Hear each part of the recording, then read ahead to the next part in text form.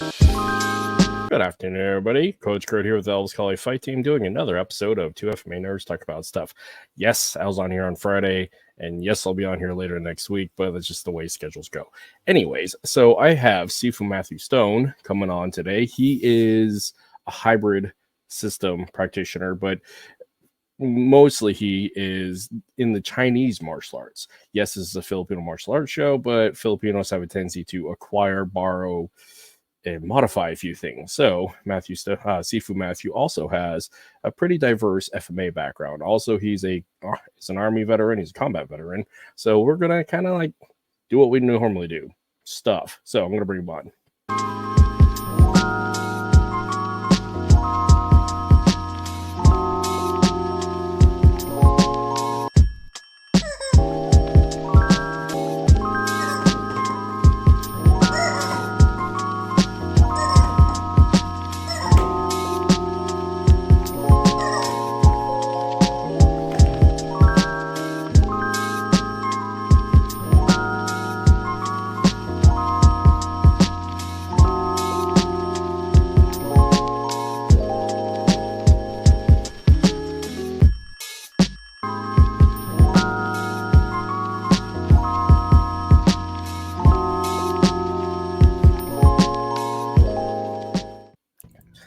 Sifu, how are you? Good to see you, man. Just Matt. Even my students don't call me that. Okay. So, Matthew, let's tell me a story. Who are you? Where are you from? And we can go as far back as we want. We'll find out. So I was born and raised in Omaha, Nebraska. Graduated high school at 87. Joined the Army right out of high school. Did 3 years in the infantry. Got out. Got called back up for Desert Storm. Got out, went in the reserves because I figured if Uncle Sugar was going to pull me back at any time to send me where he wanted me to, I was going to get a paycheck while I was on that list. Went back on active duty in 95 and retired from active duty in 2015. Went and worked at the Pentagon for a couple of years. That was cool. Then found a job out here in Washington. I'd been stationed out here for about 8 years previously. Really loved Washington, really hated the National Capital Region. So as much as I love my job at the Pentagon, as soon as I had the chance to get back out here, I did. Started training martial arts around 1985. Stayed with that style for about 22 years.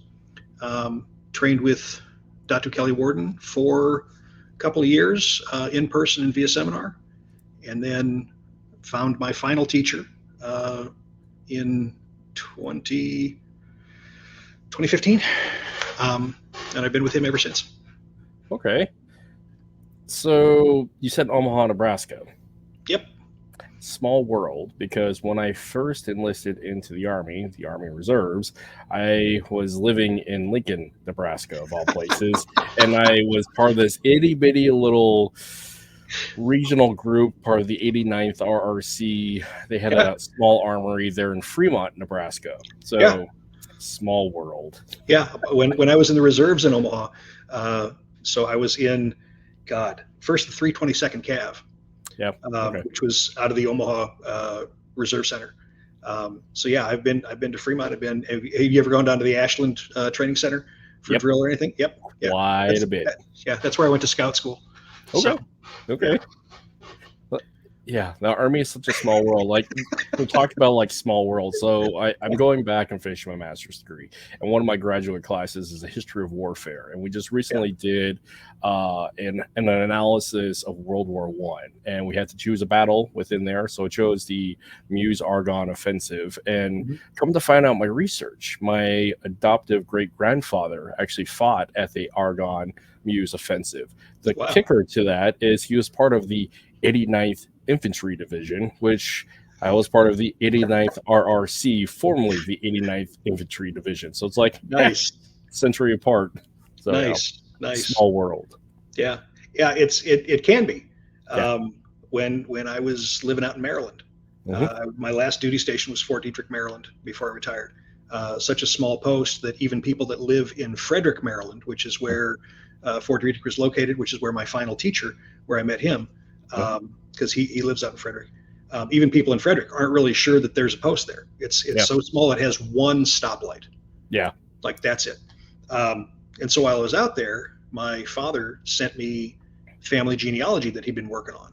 Mm-hmm. And come to find out, talking about small world. So my great grand uncle was Thomas Stone. He's a signer of the Declaration of Independence. Okay. Was an attorney. I worked in the JAG Corps for 20 years. He was an attorney in Frederick, Maryland, and Annapolis, Maryland. He had two practices. Mm-hmm. Was a representative of the Continental Congress for Maryland. Mm-hmm. He lived in I'm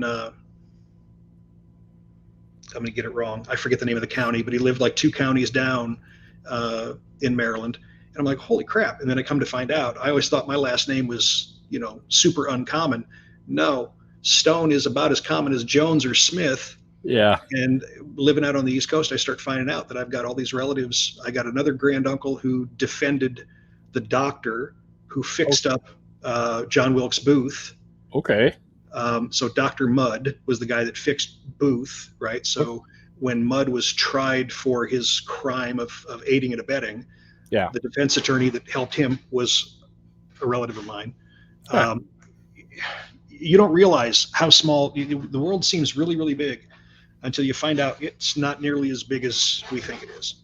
Yeah, it's like martial arts, because this is a martial arts podcast, whatever flavor we're going to use for the day. But the world is really small, and it's even smaller because the interconnectivity of the internet, especially post-pandemic. Because back in the 90s and the 2000s, it was yellow pages and flyers. Still kind of is, but like the availability, we are living in such a privileged time to the availability of martial arts instruction. It's incredible, and it is a great time to be alive as a martial artist. Oh, you bet. It's fantastic. I laugh because being in Omaha, right, the Omaha phone book used to be about that thick. Yep. And we used that for training. Yep. We'd use that to punch each other. We'd hold the phone book and we'd wrap it with duct tape. We'd punch the hell out of each other. And now, I tell my students about that, and they're like, some of them look at me, they're like, what do you mean a phone book? And I'm like, first of all, you're too young to be here. Get out. But then the other ones, they're like, well, can't we do that now? I'm like, well, find me a phone book. Yeah, punch your smartphone. Right. Yeah, that's there you go. That's not going to get it done. Oh, that's great. So, funny aside, so one of my black belts that I had hired for my program when my gym was active was a Kung Nu practitioner. One of the interesting stories that she told me about the head and creator of Kung Nu is that he would duct tape phone books to his body and his person and go pick fights with people. Yeah. It's good body armor. It's hard to stab through. Yeah, it's just cumbersome. Martial artists, we have a few screws loose. We just do. We get punched and kicked in the face for fun and professionally. So we have a few things loose. So with that, like for martial arts, what got you into martial arts? Military, I would assume would be a big part of that. Well, so I was in martial arts before I joined the military. Okay. I was one of the weird kids. I got picked on a lot, and I think it was kind of a number of things that all came together at the same time. The ninja craze was real big back in the 80s, and all I remember, right, because I've got at least 13 head injuries that I know of. Yeah.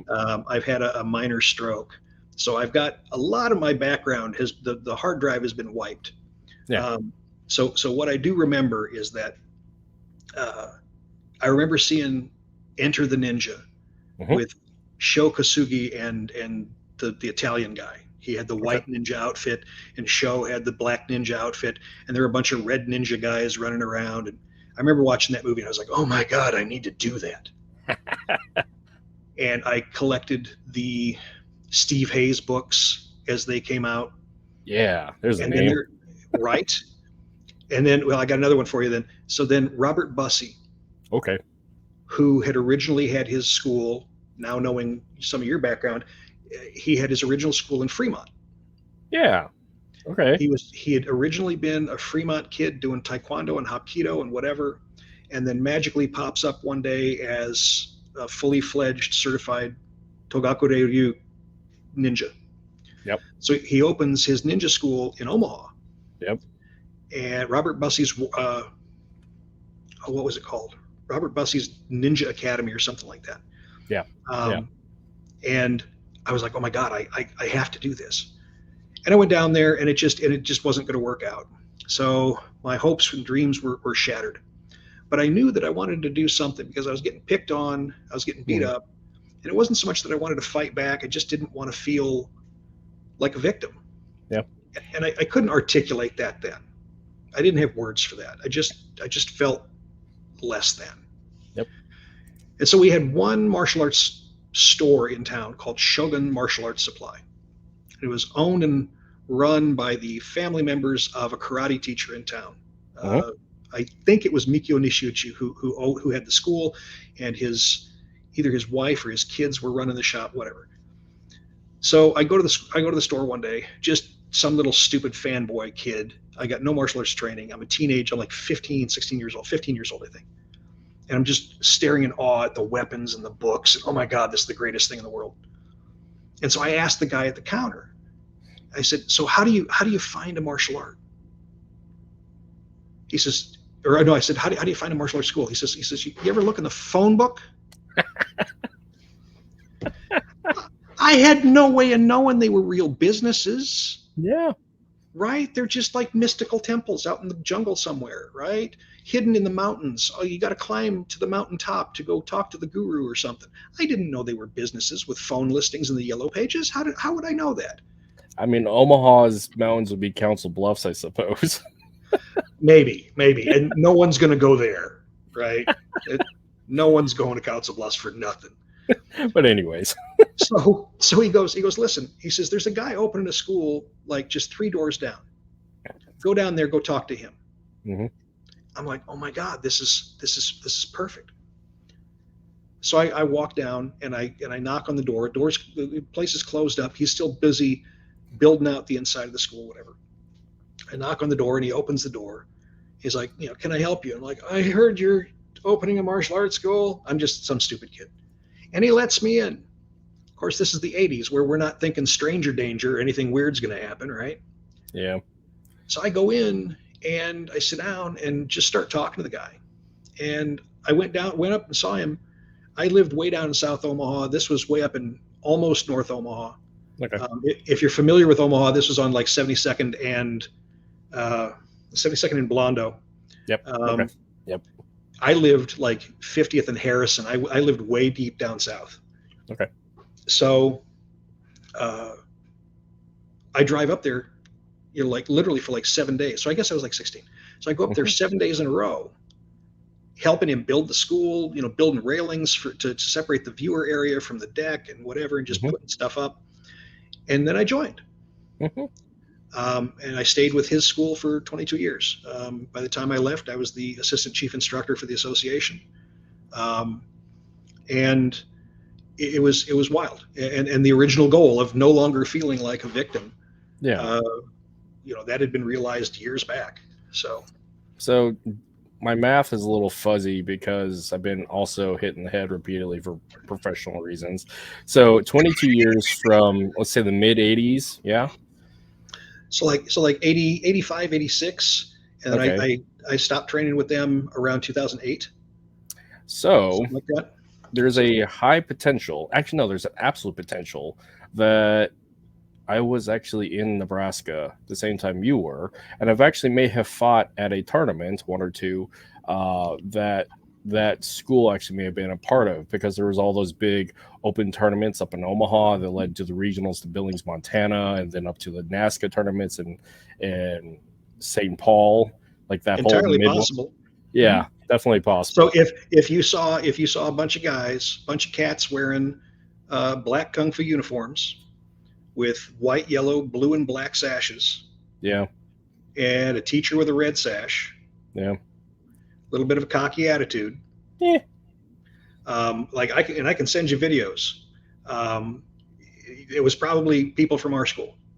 Okay. Yeah. I mean, that was a long time ago, but Yeah. just the timeline, because like, so before I had left for active duty after being I was newly married. We went on active duty in 2007. Okay. But I was back in Nebraska in this like little time window. So my parents moved from Utah in 1999 and 98, and then we moved to Nebraska, of all places in the world.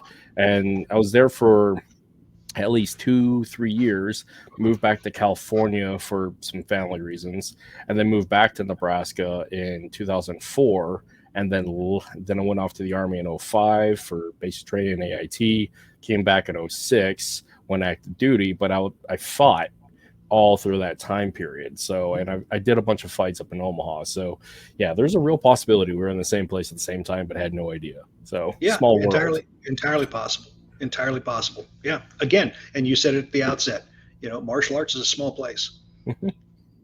Yep, it really is. So, like, and talk about how small the world is, because in our previous conversations that we've had outside of this podcast, that we both are students underneath Datu Kelly Worden. I'm a Yep. very new student of his, but it's again the fact that we're so connected because of a singular point and a age of a digital landscape. It's an incredible opportunity, because I had no idea who Datu Kelly Worden was up until like 2016.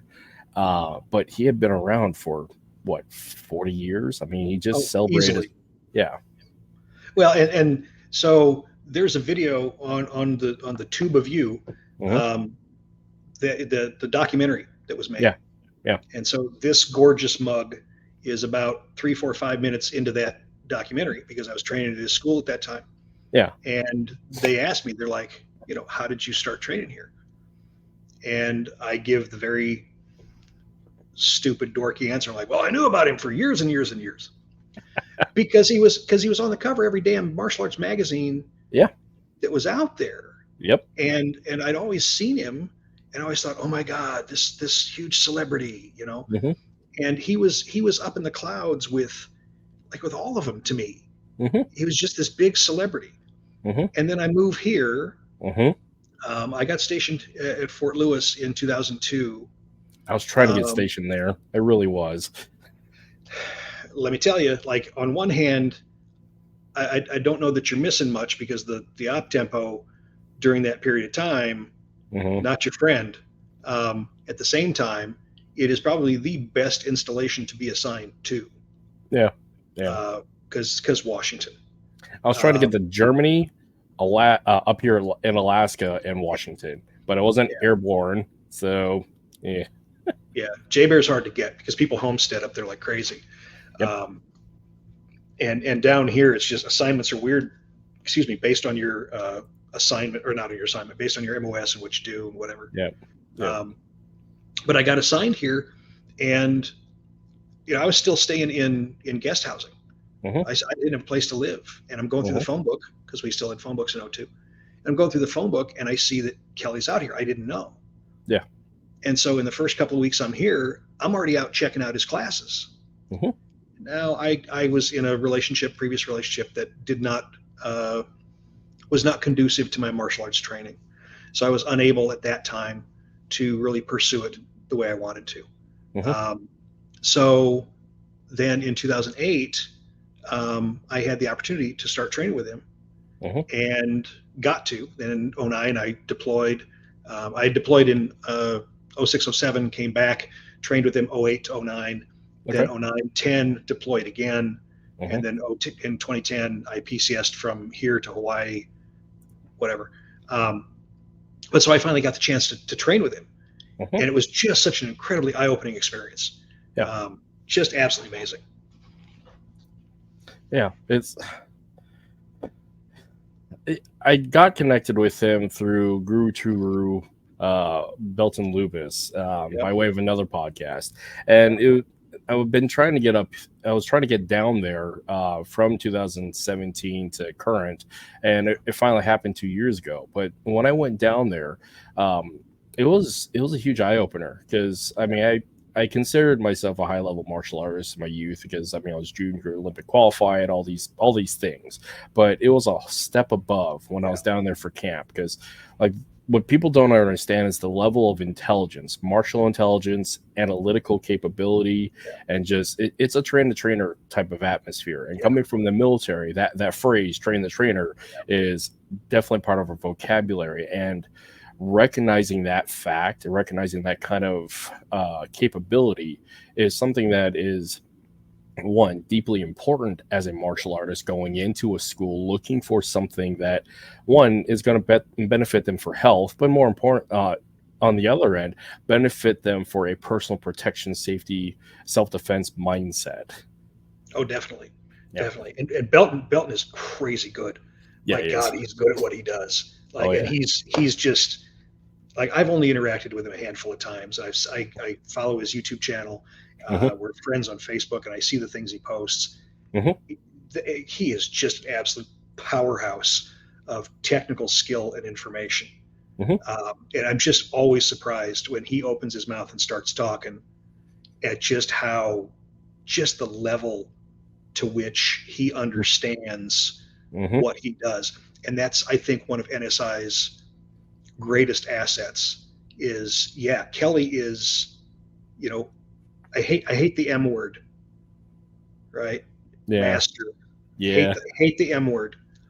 But when you look at Kelly, when you see Kelly doing what Kelly does, you put a stick in that man's hands, you put a knife in that man's hands, you put some hands in that man's hands. You know what master means. Because you see him, and it's so confusing to me sometimes. Like, I'm following what he's saying, but you cannot follow his hands. No, because he's just in the flow, and he's just doing the things, and he's explaining to you what he's doing. It's like, if it goes there, and then it goes there, and if it goes there, and then it goes there, and then if it's over here, then it's over here. And you're like, okay, you lost me 6 moves back, man.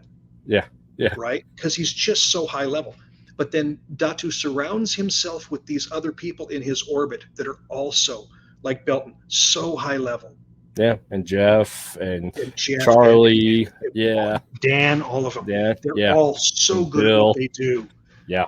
And so knowledgeable. And when you bring all that together, that brain trust is just so intense. It's almost too much sometimes. It's not even drinking from a fire hose. It's like laying underneath a waterfall trying to take a sip.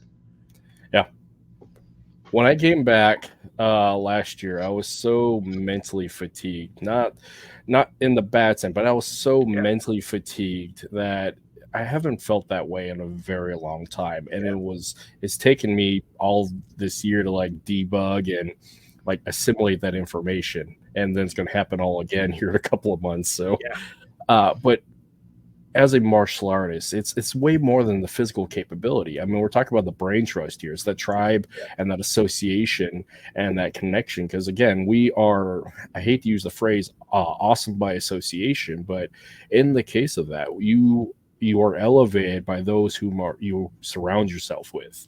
I mean, the whole, you are who your friend group is. And it's the whole group accountability aspect of your tribe can either uplift you and hold you accountable, or your tribe can also be to your detriment. And learning those skill sets, I mean, that's martial arts as well. It is. And I mean, we see it in the martial arts community, generally speaking, too, when your tribe is too isolated. And it becomes a little inbred. Right? But when you're constantly feeding new life, new information that is confirmed by the same material, right? The 12 angles, the 5 angles, who cares what you call them? They're still what they are.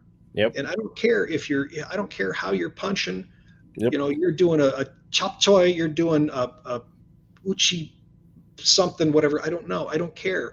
The punch is a punch, a kick is a kick, a cut is a cut, a strike is a strike. And when you start seeing that universality, and then you realize that the person's background doesn't matter, and then you start listening to the insight, you take away the cultural trappings, and you just listen to the data, you listen to the experience, and then that downloads and trickles down into the rest of the tribe. and everybody's uplifted for it. You know, I work with a lot of friends that are all in Chinese martial arts, whatever, and trying to, because there's a lot of what's the word I use? Head injuries, provincialism in Chinese martial arts. Everybody wants to stay their own way, and nobody wants to interact because they're all afraid somebody's going to take a student or steal a secret or whatever. That's FMA. I mean, fair enough. It's everybody, right? It's not just whatever. Yeah. But so I tell everybody, like, listen, when one of us succeeds, we all succeed. Yes. And so as it pertains to this NSI thing, like when you've got one really knowledgeable player and they share things and everybody just accepts and understands and doesn't take it with ego, and they just learn the lesson. And if that person shares without ego, then when that one person has succeeded, then we all succeed as a result. They show up with ego and they share it with ego, then ego grows. And it becomes isolated. Oh, what did we say before we came on? Right? They become stagnated. It becomes inbred. It becomes isolated and provincialized. And then you got people thinking that they're casting magic powers, and it just gets weird from there. Yeah, it's stagnation leads to total obliteration, and stagnation is death. I mean, it's a butchered quote from Frank Herbert's Dune because I'm a big fucking nerd. Yeah. So what what we were talking about also earlier is this issue about preservation and living, and this topic gets brought up all the time, not just in martial arts is a subculture of culture, but because within the Filipino community we have an identity crisis because we're dealing with three major identities. One, the identity at current. We have the identity of immigration, and then we have the identity of the previous, what we're trying to reclaim, the whole decolonization mindset. So there's this issue of, are we living the culture? Are we trying to decolonize the culture? Or it's a messy thing. And this part comes up often in martial arts in general. Like, there is the argument for, we want to have a snapshot in history of preserve and maintain the martial art, the system, the method, particular to the Grandmaster at that point, which is great, which is fine, has its value.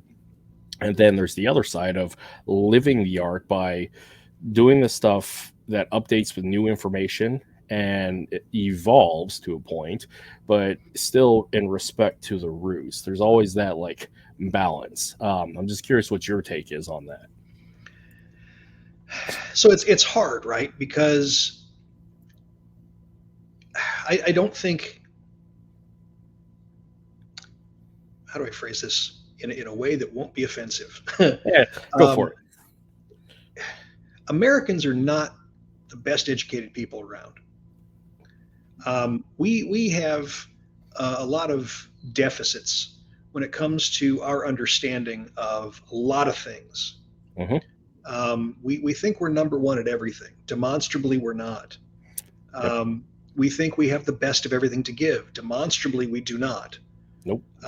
And so we tend to forget, I think, or just never knew. So there was never anything to forget. We just did not know, and we persist in that ignorance. That our reverence for a certain thing may be misplaced. Yes. That what we think, what we see, what we respect may not be worthy of the reverence we assign to it. Yes. So that's thing one. In a lot of things, I think we're prone to hero worship. We see someone, and I think this applies to a lot of different areas, so I'm not going to get real specific. This is a martial arts discussion. But we see someone that did a thing, and that thing speaks to us on some level. Yep. And we don't look any more deeply than that superficial act. And then we begin to hero worship that person. And we don't look more deeply. And as it pertains to martial arts, we got this mythology that's grown up that martial arts, I mean, we can see it anywhere on social media that a black belt means. No, a black belt doesn't mean a damn thing. Nope. You have to behave like a black belt. What the hell does that mean? I mean, I can't tell you how many black belts that I know that are alcoholics, that have multiple marriages, end up on McDojo because of criminal activity. I mean, even to my own self. I mean, I'm in a long process of recovery for being an alcoholic and an opioid abuser. So, like, dude, what is the virtue here that we're trying to install? And that's my point. We're just human beings. Yeah. But at some point, somebody gets a hero worship bug up their butt, and they think that you just have to kiss that proverbial mythic ass indefinitely. Personally, and I'm not sure where I got this. I really don't know why I feel the way I do. I just know that that's how I feel right now in the moment. I'm more impressed by the humanity of the person. I'm more impressed by looking at somebody who's flawed and broken and going, did you get through it? Did you survive? Yep. So I look at martial arts luminaries, and I go, okay, well, what's their background? Who were they as a person? Not what's the public persona. And sometimes when you look more deeply, you go, that's maybe not the greatest person to go around worshiping. No. And so then I think it's kind of like with authors. So we're talking about Frank Herbert, right? He was not a real good human. No. Horrifically homophobic, disowned his own son. Nationalist, like alt-right would be the modern term. Yeah. So not a great racist guy. I'm a huge Lovecraft fan. I love Lovecraft. I've read everything there is to read about the man. Yep. Horrific racist. Yep. Robert E. Howard, same thing. Misogynistic, racist bastard from hell.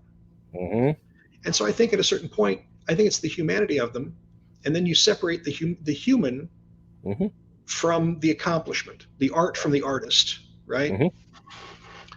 And so I think when it comes to the preservation aspect, the museum piece, right? I'm a disciple in my tradition. I'm a disciple of my teacher, who was a disciple of his teacher, who was the son of the progenitor of our lineage.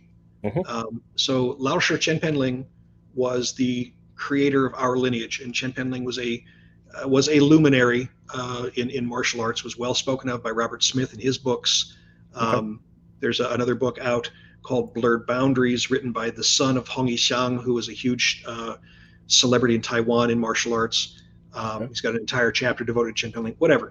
Chen Penling was a big name. Okay. His son, Chen Yunqing, was my teacher's teacher. As a disciple in that lineage, I have the burden. I wouldn't call it it's not a benefit. It's not an honor. I mean, it's an honor, but it's not. It's a burden of preserving what our founder and his son have taught us. Right? I look at it as the responsibility of a museum archivist or docents in preserving what's in the museum. Right? It's my responsibility. My buddy Jeff Kemp, I just saw him come up on the screen. It's the duty to preserve that legacy for future generations. But I think it's entirely possible to both preserve that material and keep it alive and keep the spirit of where that came from alive, right? Because if I use the museum analogy, I can go to a museum and I can see the artifacts preserved under glass for future generations to see. And then I can turn right around and go to a university and take a class that explains to me what those artifacts meant, why they are the way they are, and how to understand them in context and move forward with that lesson.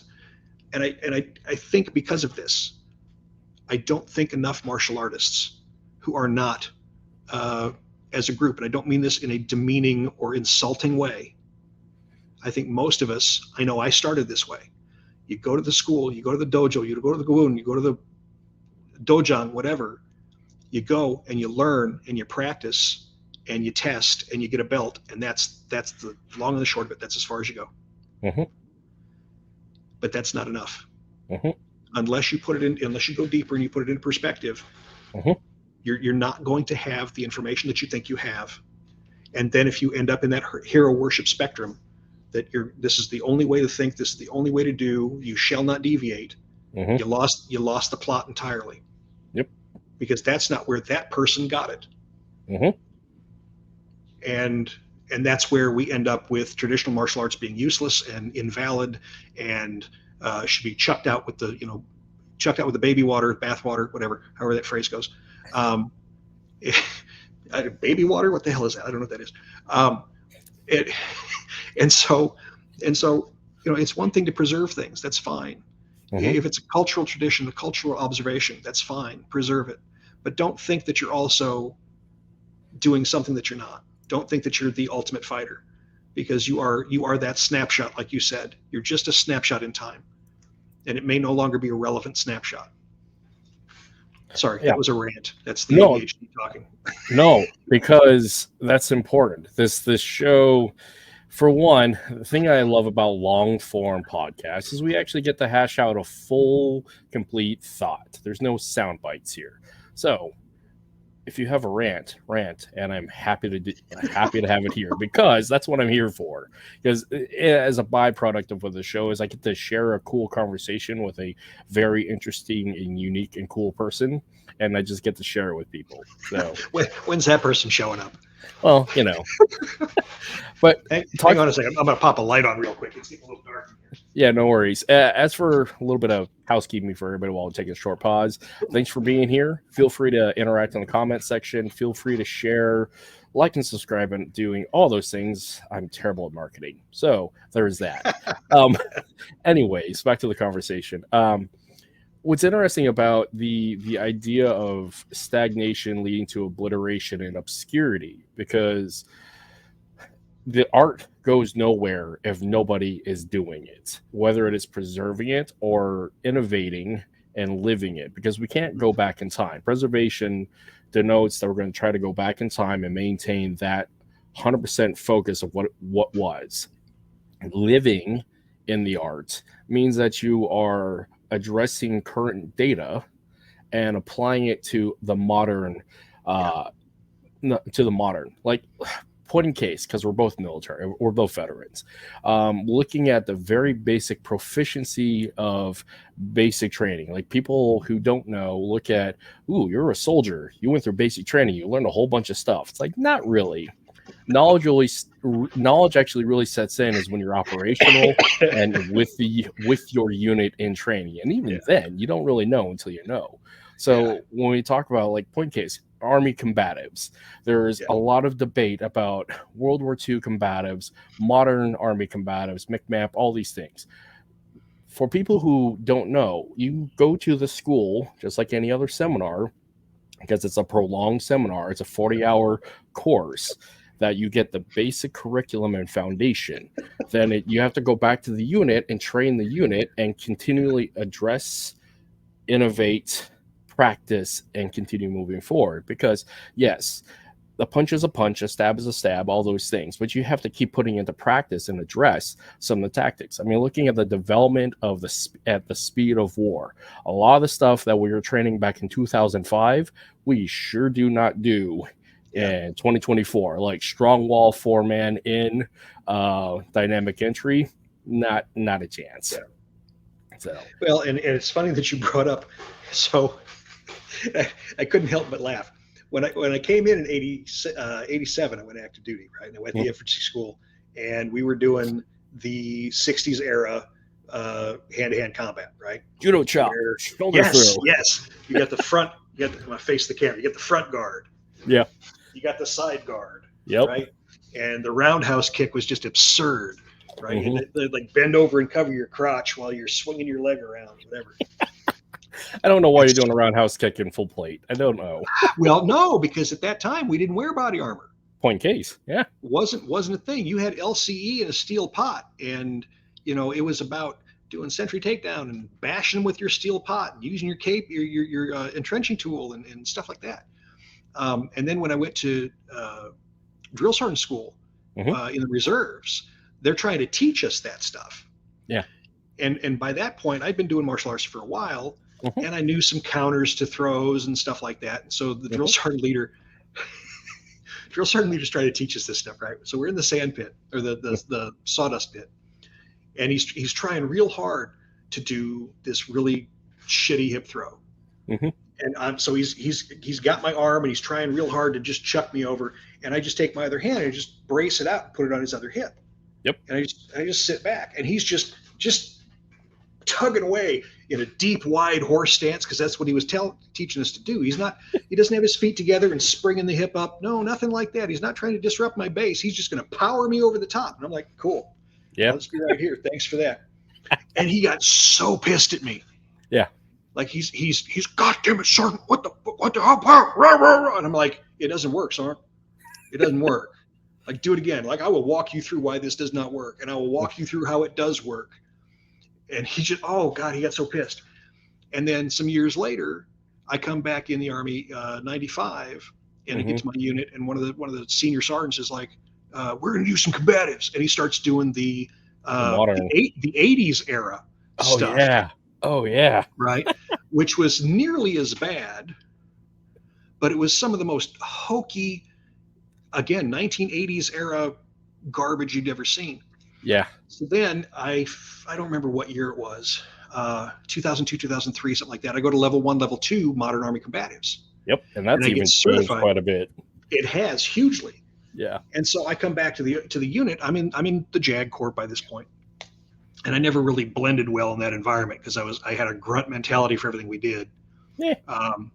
Got to Fort Lewis. One of the first sergeant's time training we ever did. We did individual tactical movement. Hey, that's a sexy picture. Yeah. We did individual tactical movement in the classroom via PowerPoint. Oh man. I'm like, what the hell is that? Anyway, so we start doing combatives, and I'm teaching them stuff like, we'll come back to that, Viet. How to cheat. Yep. You know, how to fight dirty. And they start asking me, they're like, how do you know this? How can you hurt people like this? I'm like, because I'm a soldier, and this isn't a ladies' self-defense course. No. Like this is yeah. So it's hilarious that you bring that up, because as much as the Army tries to instill these things, and as much as the civilian sector thinks, oh my God, they're a trained soldier, whatever. Yeah, trained killer went out of style as a phrase years ago. I mean, again, talk about hero worship. People think Navy SEAL. I mean, Navy SEALs are badass in their own right because of the level of training and execution and op tempo. But the fact is, the universe and the enemy has a say in the engagement more so than that individual, that highly trained operator. This is where Navy SEALs, and I hate to say it, this is how Navy SEALs get whacked because of a small boy in an elevated position in a doorway with a Dishka or an RPG. I mean, the fact is, you can't ninja chop your way out of a RPG coming at your Chinook. You just can't. So, but with that, like that hero worship, this is an analytical, critical mindset. So as a martial artist trying to reconstruct knowledge that's always been there, because human frame, I mean, this is one of those terrible phrases, but the human form got figured out a long time ago. We learned how to fuck, fight, and feed ourselves a long time ago. So we're just trying to catch up to that and make it standardized, create a curriculum, and help it for marketing. So when it comes to warfare, martial arts comes from warfare. Individual combative skills help inform warfare usage. But when we talk about military combatives, like if I'm going to knife, I'm already wrong. If I'm going hands-on, I'm already wrong. And this is a thing that martial artists who were not military do not understand. Now, they have an opportunity to increase that knowledge base, and I'm grateful for those who do. But the fact is, they got to learn what actually is what, and then they also have to put it in the context for civilian use. Because my other fun part is civilians going and learning modern military CQB and CQC stuff with their full-on tactical cosplay. It's like, homie, are you going to wear a plate carrier in Walmart? The answer is no. So how does that equate to personal protection and self-defense in a modern civilian sense? The answer is it doesn't. No, it doesn't. Not at all. And it's funny because I got two things for that, right? So the first thing, I'll work backwards, is that these civilians think they know, and again, I don't mean this in a disparaging way. They watch too many TV shows, and they think they know what they're seeing, and they've never spent 8-12 hours on patrol wearing full kit, in 140-degree heat, doing 5s and 25s and worrying about whatever. They have never done that. They've never trained wearing full kit, doing whatever they do. And there's the whole live, unalive, whatever. You can't train that way. You can't train fully alive. It's not a thing. I used to be, I wouldn't say close friends, but I used to be pretty close acquaintances with Rory Miller. Yeah. And I used to love getting the opportunity to be on the floor with him, where he would talk about, you will never have a fully trained skill. No. The best you can do is chip away at getting a drill as close to reality as you can. That's my buddy Tim. So these civilians start training these military things, and they think, oh yeah, this is going to be the greatest thing. It's it's not appropriate for your needs. It's not appropriate for your use. You think it's neat because it's tactical, right? But then, my mind, 28 years working in the legal field, you're not prepared for the legal ramifications of what you might end up doing. Because what you're training for is inappropriate for the battlefield you're going to face. Yep. You and I on the battlefield are insulated against killing another human being. That we are. They're not. No.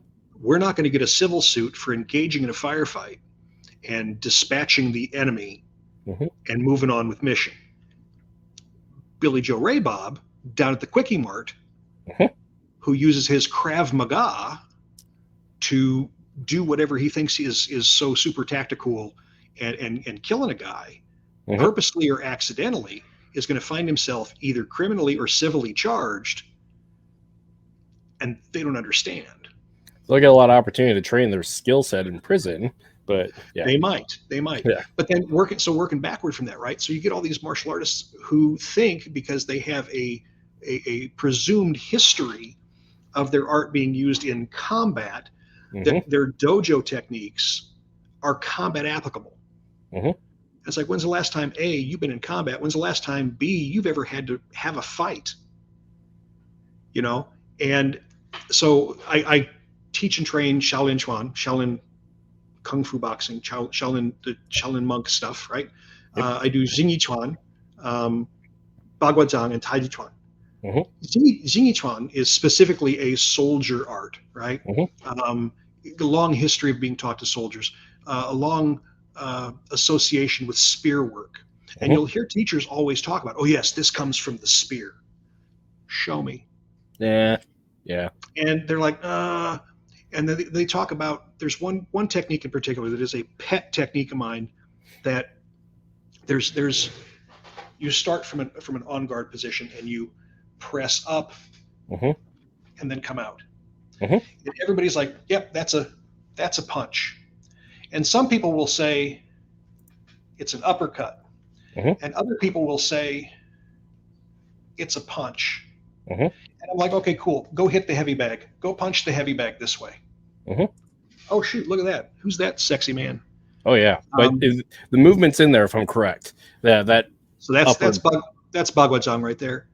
But so this punch, it's called the drilling punch, or the drilling fist form. And it's my opinion, based on being in Iraq and being bored and me telling my buddy, hey, come here, put your armor on. And so I would press up, grab the top part of his vest and drive in. You make the fist so your fingies don't get stuck in bits.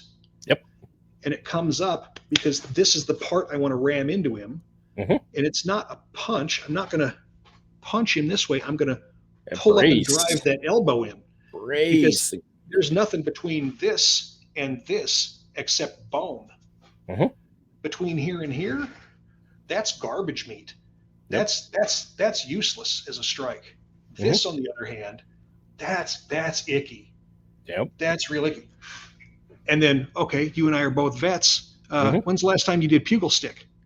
basic training, and it was garbage. Right? It is. But if you're on a battlefield and the only thing you have is a stick, a spear, a stick, and you're in close, that butt stroke is all of a sudden your friend. So this movement, it's not a punch. So we get these instructors who really think they have a grasp on this combat art. Like, buddy, know your place. Yep. You're a dojo only student. You're a dojo only teacher.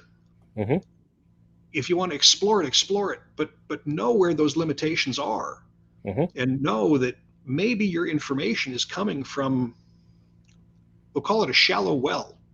Yep. You know, and at the end of the day, you're just setting your students up for failure, for putting them out on the street thinking that they're going to know something they don't know. I agree, and this is where, because I'm back in academia, this is what I find where the dojo mentality can be a real deficit and danger for the students for application. Is it's theory based, it's academic, it's not based in practicality. And this is where, again, pressure testing and sparring is really important.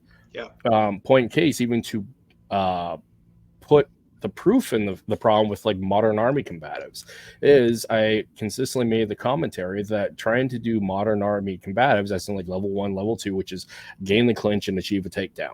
That's great and all, but you got bullshit on entry. You got a door, you got stuff in the way. You're wearing your full plate with 210, your rifle, tripping through the doorway, because we see all the cool tactical dynamic entries. Everybody's smooth and looks like SEAL team. That's not the case. You fall in and you just stumble. That's just the way it is. Because you hit the door frame, you hit a body, you hit crap that's on the floor, your buddy pushes you, whatever. Yep. People don't think about that stuff. So trying to achieve a clinch, get the proper mount, and then dispatch as necessary. For one, you're fighting against an individual most of the time who did not have like the full kit and caboodle, and so their base, their weights, and their balance is so different than yours. So what I consistently would do with my guys while training combatives is like, well, let's try this. Person A, no kit. Person B, full kit. Good luck. And I consistently proved that this is a tricky situation. Even though it's warfare based, it's trained for soldiers, it can be used for soldiers, but there's also just even deficits there. One of the things that I but it's one of the things that I implemented because of my FMA background is the fact that everybody carries a knife on them they do, killing more MREs than anything.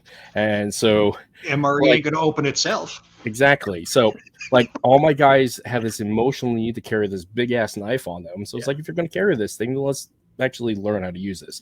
So one of the consistent things is like clearing off the weapon or retaining the weapon. It's like, if you're going to have a knife, you're going to learn how to clear and engage with that knife as a single draw coming up. There is that upward motion and operate from there. And it was very simple, very intuitive. There wasn't a lot of the crazy flows that FMA presents and provides, but it was just clear action, draw, engage, and move forward with repetitive violent motion until you achieve dominance in the fight space. Does not sound very sexy as to like the flow and mastery of what can be. It's not very esoteric. It's very specific to task. And this is where I find some of the misunderstanding for martial artists as a martial theorist is when they don't have the context correct for their application without having the real world experience of fighting. So like in the case of martial artists need to fight more. They need to do at least some sparring. They need to go do some competition. They need active resistance to put to practice what they are put into practice what they've been practicing, and it really informs what you're doing.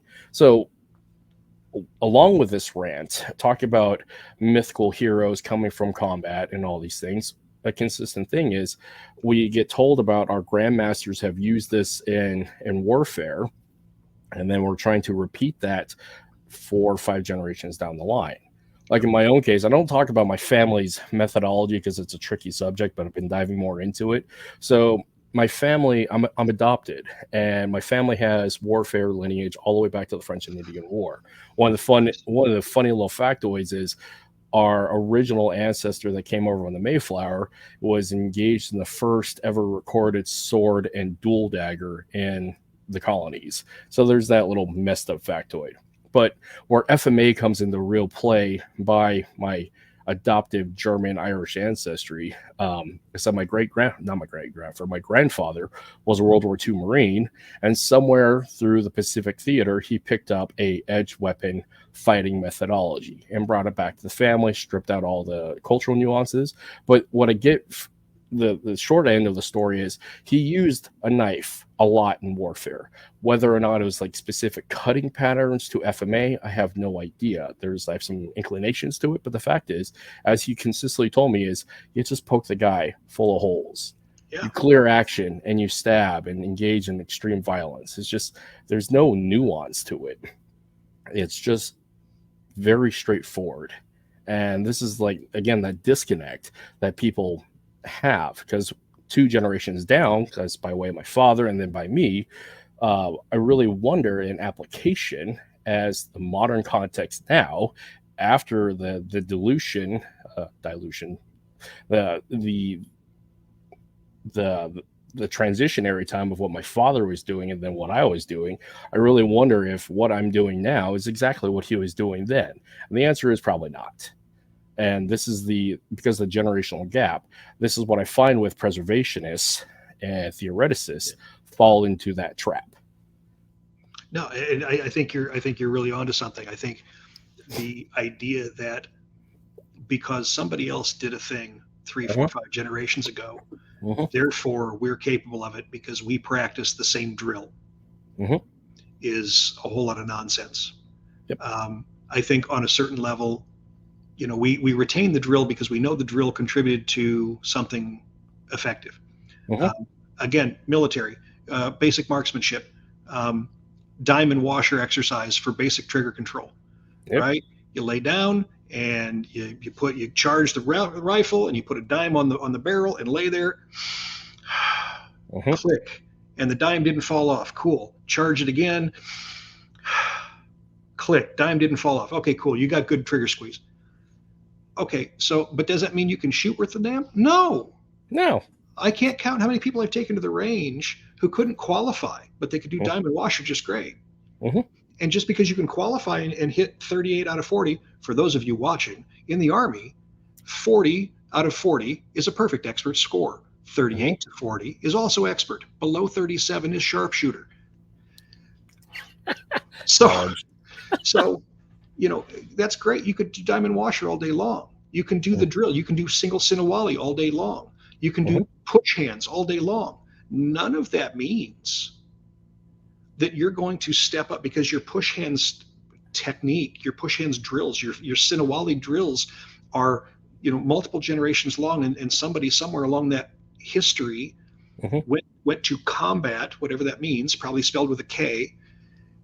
That doesn't mean that you can, unless you take it and you go do a thing. And now maybe you don't do, like, as you said, are you doing the same thing that your grandfather did? Maybe you are, maybe you aren't. At the end, you probably have the same goal, poke him full of holes. Yep. But then there's situational differences and there's contextual differences and whatever. But are you still stripping away the same non-essentials, Bruce Lee? So, or are you adding more? And I think, again, back to the whole, people come into this with the wrong attitudes. People come in, we get wowed by the fancy stuff. Because it's sexy. It looks cool. It looks fantastic. I want to be a Ninja Turtle. And then we get to a point where, and I had this happen to me a lot, right? Because I start telling students about, do this or do this. And in my head, I really start questioning myself about what I think I know. Because in my head, I'm like, God, this seems way too simple. Yeah. This really seems like super basic stuff to me. Yep. And it's not like I'm so elevated and so intelligent that of course it's incredibly basic for me and you can't conceive of any of it. No, it's that I look at it and I go, God, this feels like white belt stuff. Yeah. Like it seems like I'm not giving them enough. Like I should be giving them something far more complex, except none of it is. Fighting is really simple, but it is not is. easy because we overcomplicate it. Yeah, the shit that works because it's simple, it's direct, it's effective now. It's effective on more people than it is on less people. Because it needs to be. It needs to be effective now. You don't have 10 years to get good at this. No. You're lucky if you got 10 weeks. Yep. I need to give you some skills that right now you can do something. And we can build on that foundation. But we still exist within this context that we have to get to a point where we're doing this Jason Bourne shit, and we're having a 5-minute fucking patty cake back and forth, and we're taking shots to the head left and right and still surviving that stuff. Yeah. To have this Hollywood 10-minute fight scene where that's not what's going to happen. No. It's going to be, as you say, clear it whole, and that was it. There was no single Sinawali pattern leading to an open and a shut and then a return to sender, and none of that's going to happen. It's going to be a single engagement and somebody's down. And when we see people that are trying to teach more than that, like, I forget what video, I don't know who said it. Part of me wants to say that maybe Belton said it in one of his videos, but somebody here recently, I was watching a video and they said that's seminar content. Yeah. That's what you go to the seminar and you learn some really fancy stuff, and it gives you something to think about and go back and approach your training, whatever. But that's not real training. No. And real training, it ain't about that. It's basic block check counter, and that was it. Real training is boring. Real training is boring. It's the difference between mastery and proficiency. Proficiency can be achieved in a short amount of time. Does not mean you're good at it. It's the bare minimal standard, just like basic proficiency and minimal standard of shooting, marching, all those things, okay? But mastery is an ever-changing dynamic because we're trying to apply it to our unique biomechanical capability limitations at any present time of our life, because I don't know about you, at approaching 40 I definitely don't move like I did at 20. 40, you a baby. Yeah I'm gonna be 56 this year. I still don't feel like it. But yeah, it catches up to you real quick. Yeah, which actually leads into an interesting question as a segue here, because Viet, our mutual friend here, asked what advice in terms of teaching Kung Fu in the face of other martial arts like combat sports. What is your advice to that? And better yet, where do you see Kung Fu in the next 10 to 15 years? First, Viet Le is one of the most impressive people I have seen in a long time. God, he is another person who is fantastic at what he does. His baji is so tight. I am just endlessly impressed every time I see anything he posts up. It's just fantastic. I think with his question, and I'm pretty sure he and I have had this conversation in person, and it's a great conversation to have cross art and just in general, because when I was in the first art that I studied, I really had a problem with combat sports. Yeah. Because I had that standard McDojo kind of mindset that there were real martial arts and combat sports that were not effective. Yeah. And through my own experience, trying to cross train with other people, going to seminars and other things back in the early 2000s, through the Bullshido website, I organized some, we called them throwdowns, and instead of just having it be a big ass beatdown where people just come down and fight each other, I was like, that's cool. If you want to have a section of time where you guys just want to match up and roll or whatever you want to do, that's cool. But the first half of the day is going to be seminars. You're going to come down, you're going to present something from what you do, you're going to defend your thesis. And so I learned a lot about where other people were coming from in their training. And if somebody came down with some bullshit, they had to defend it. Yep. Which is why to this day, I'll still say, like, there's a particular art that catches a lot of flack on the internet. We'll call it Slavic in origin, not naming any names. It catches a lot of flack, but I'm going to tell you, I've gone to a couple seminars with these cats. There are very few people in the world who have ever hit me as hard as they've hit. Mastery of movement. I mean, and I have hit them. I'm gonna tell you. Okay, so it's Systema for anybody that doesn't know. Yeah. If it's not consultation, Tim, it's consolation. Learn to spell, man. I love Tim. He's godfather to my kids. Nice. So I went to the Systema seminar, and I went there specifically to kind of out them, right? But I went with an open mind, and I got hit in a way that I'd never been hit before. Like I had a guy just brushed me with a knee, and it sat me down. Like I did not get back up the rest of the day. I was lucky that was late in the day. So I show up, and the guy who's teaching the seminar goes, "Okay, cool, hit me." I gave him probably 75, 80% of what I had. And I'm not going to be like, "Oh, I'm a tough guy," but I don't hit light. Not only did it not seem to affect him, but he just kept talking as if I had not hit him at all. And he said, "Okay, that was all right. Try again." Yeah. Okay, man. Like I'm used to breaking bricks, bro. Like with a slap. I've done 6 inches of concrete with a slap, not spaced, through a phone book, slap it, broken. I'm like, and I just bang, and he just stood there like I didn't do anything, like I just caressed him and kept talking. So I would bring these people in and go, "Okay, present your stuff and defend it," and it was fantastic, right? So I think as it applies to this, I think we just have to keep teaching our arts like legitimate arts and stop approaching them like mini mall. This may be inflammatory, like mini mall after school kids programs. Yeah, they have their place. They have their place. They do. And there's nothing wrong with teaching kids. There's nothing wrong with having a kids-centric program. But if you're a personal protection, talk about self-defense and personal protection. You know, you got to teach it the way it's supposed to be. You can't make it a belt chase. You can't make it, a flippy, flappy, kicky tournament, barely touched kind of pursuit. And that's okay, too.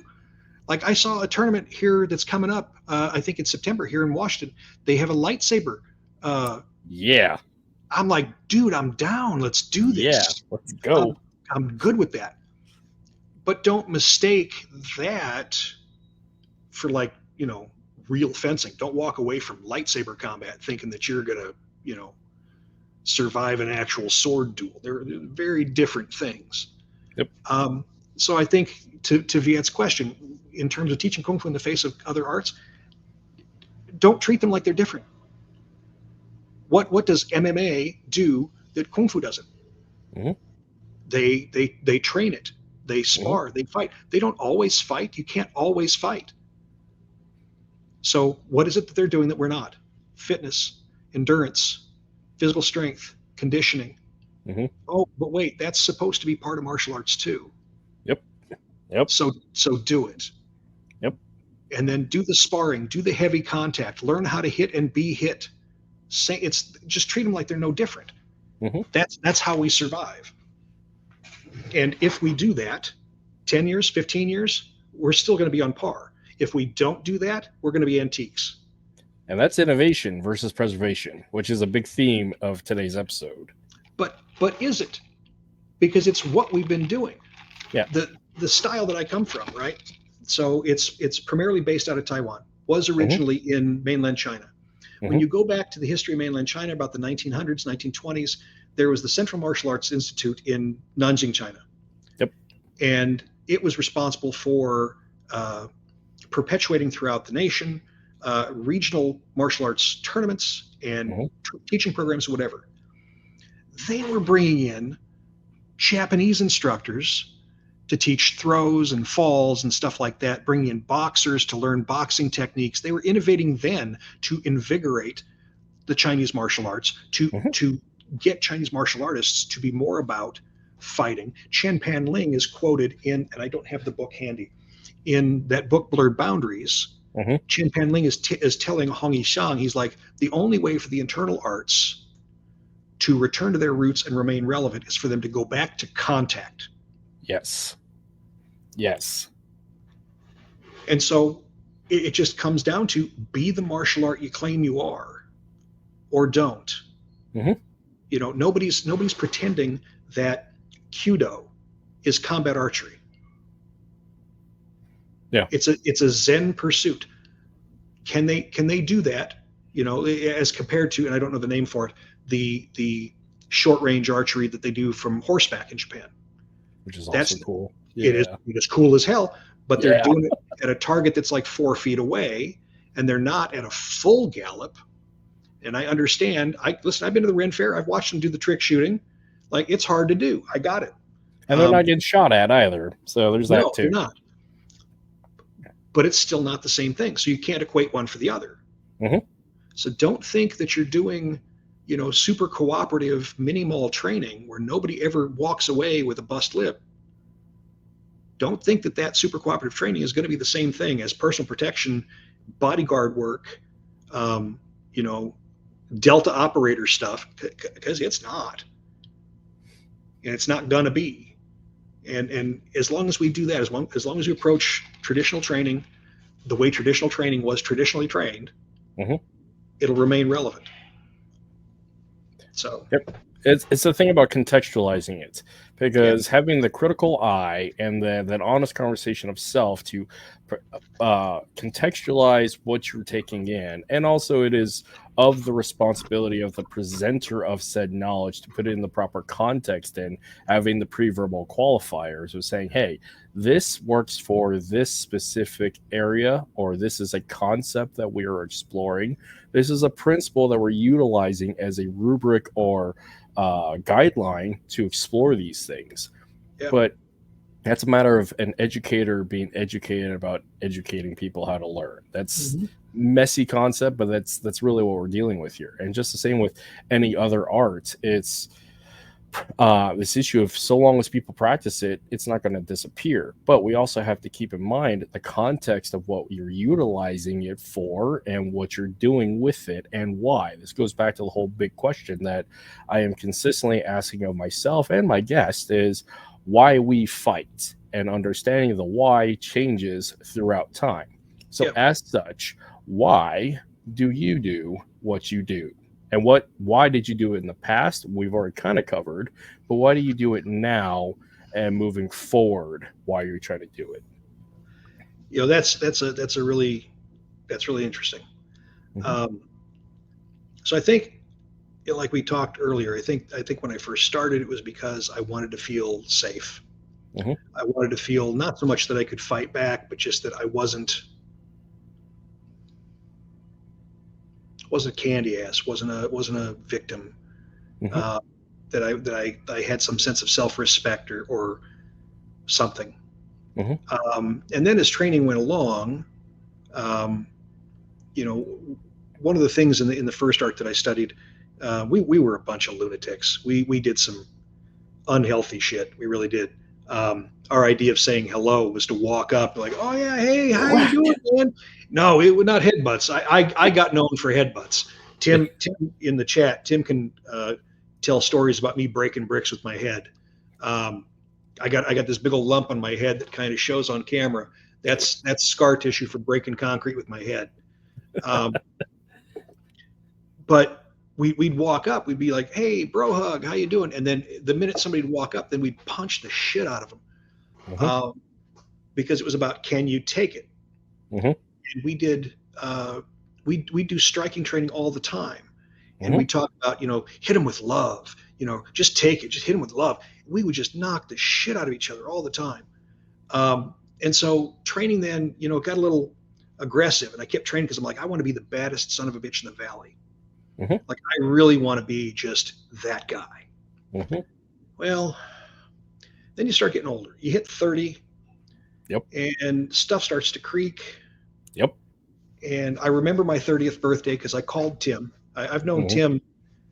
Jesus. He says, head to bricks explains a lot. Yes, it does, Tim. Tim's a couple years older than I am. And I remember a day after my 30th birthday, I called him. I was at work. And I said, dude, why didn't you warn me? He says, warn you about what? I said that I was going to wake up and everything was going to hurt. And he just laughed. I'm like, you son of a bitch. Like, you're not supposed to laugh. But then you hit 40 and you wake up and you're like, why are more things creaking and hurting now? What's wrong? And then you hit 50. And so when I was younger, when I was still in my 20s, my 30s, like I wanted to fight. Even up into my 40s. I blew out my left shoulder, my last duty station my second to last duty station. I was stationed in Hawaii, and I was lifting, and didn't realize I had a bunch of shoulder damage from just accumulated bad self-care. Ended up having to have my left shoulder rebuilt. Up to that point, I was in my 40s, and I was lifting because I was training. I was going to find an open MMA something, and I was going to go fight because I just wanted to go fight. I wanted to prove to myself that I had what it took to do that. Old man still can. Yeah, right. If can, if no can, no can. And I was firmly mindset I can, and I wanted to prove it to myself. Right. Okay, so now I'm a 100% disabled vet. I got a broke back. I got a broke shoulder. I got broke knees. I got broke ankles. I got broke brain. So why do I keep doing it? Because there's no better means by which I think to fully challenge your sense of self, to give yourself a goal that is both achievable and challenging, to best know yourself, and find where your limits are. Bruce has got a lot of pirated philosophy, right? Because he went to UW for philosophy, got a philosophy degree, right? And so you look at a lot of the things that he said. Every day is about stripping away. It's not about daily accumulation, but daily elimination. You strip away the inessentials, right? And you can't do that, I think, in weightlifting. No. I used to lift real heavy and I loved it, but it was always adding more. What new exercises, what new routines, what new approach. It was never just stripping away. The style that I'm in, we have easily 70 some odd forms. Try learning that. But that's not what it's about. It's about stripping away the understanding of the principles behind all of them. Tai Chi Chuan, which is my favorite. I got it in my skin. Where's it at? There we are. I love Tai Chi Chuan so much it's in my skin. Ooh, Tai Chi. It's not really a martial art. The hell it ain't. People just don't know. It's got 8 principles to it, and that's it. There are 8 principles, and they're all stand-up grappling. It's akin to judo, akin to stand-up jiu-jitsu, whatever, but not. It's not. I can't call it Swai Jiao because it's not Swai Jiao, but Swai Jiao is in Tai Chi. Tai Chi movements are similar to Swai Jiao. There's a guy up in New York who I got a lot of respect for, David Ross. Fantastic guy. Teaches Swai Jiao and Lama Pai and some other stuff. Great guy. And he routinely will do a throw and he'll go, oh, what does that look like? It looks like Tai Chi, right? And he'll go, yeah, but I don't know Tai Chi. But it's a straight up Tai Chi. Anyway, Tai Chi has 8 principles. That's all it is. The whole form is 8 principles. It's just expressions of those 8 principles. So the form we do is the Chen Pan Ling 99 form. There's 99 postures. Cool story, bro. 99 ways in that form of expressing 8 postures. Cool. Reduce it down to 8. They're just an expression of 8.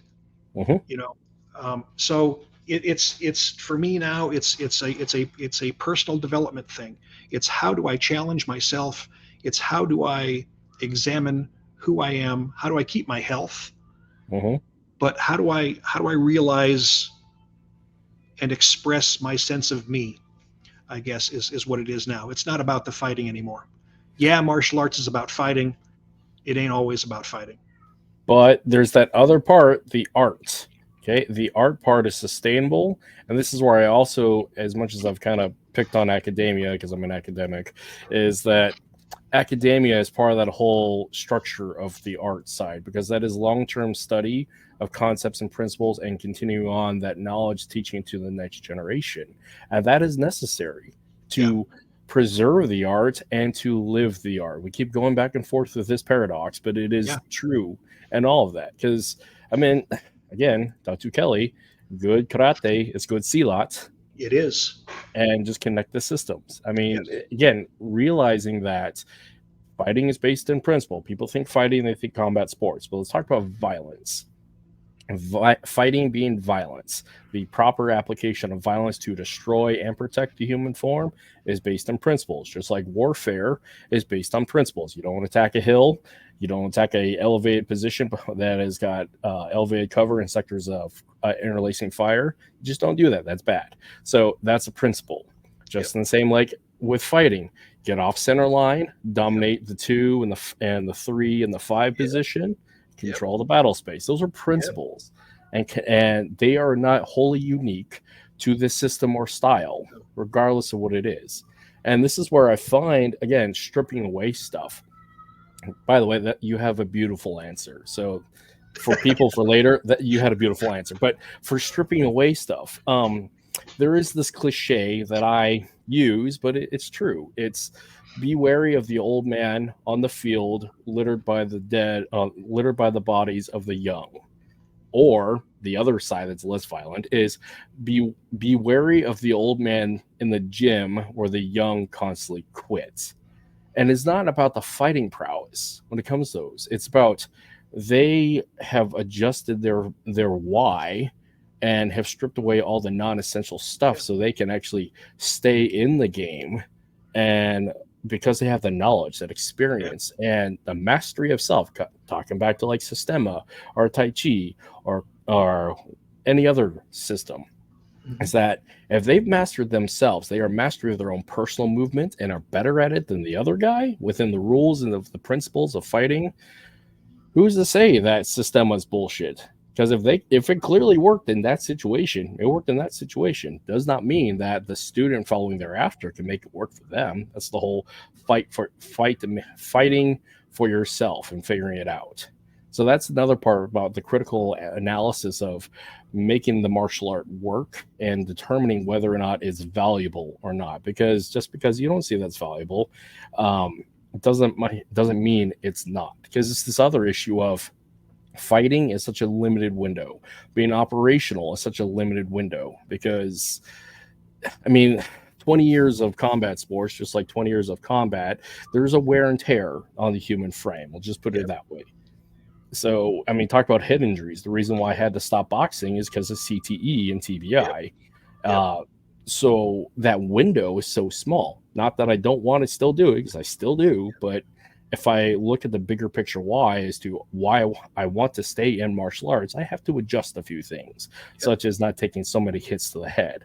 And that's where the art side and the academic side makes it sustainable. And people having that honest answer within themselves and expressing that to those who follow thereafter is incredibly important for preservation of the art and living the art. So. Yeah, I mean, I desperately wish I could go back to lifting heavy. God, I loved it.